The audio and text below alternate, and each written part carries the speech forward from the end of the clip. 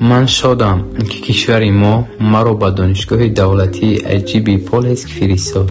اون در مرکز پلسی بلاروس جایگیر است. یک دانشگاه بهترین است و در زمینه تکنیکوم بنظیر حسابی کردیتی پینسک اساس یافته است که کادرها برای ساحه بانکی تمام فضای پساشوروی از جمله کشور ما تاجیکستان آماده کرده است. عامل مهم اداره کنی کشور از اداره کنی همه گونه استحصالات اقتصادیات اجتماعی می باشد.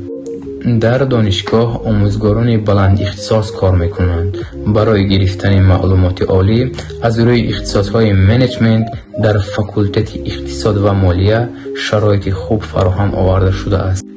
دانشی که من در اینجا به دست آورده ام به من امکان می‌دهد که من بعد در رشد تاجیکستان سهم خود را گذارم، زیرا من می‌توانم با آموزش یک سمستر معلومات زیادی به دست آورم. دانشگاه دولتی پولس نه تنها به شما امکان می‌دهد که ملکه‌های کسبی را انکشاف دهید، بلکه سلامتی خود را نگاه دارید و مستحکم کنید، آرزوهای ایجادی خود را و امکانیت‌های دستاوردهای ورزشی خود را فعالانه انکشاف دهید که بعداً به من مفید خواهد بود، زیرا با من مشق کردن خیلی معقول است.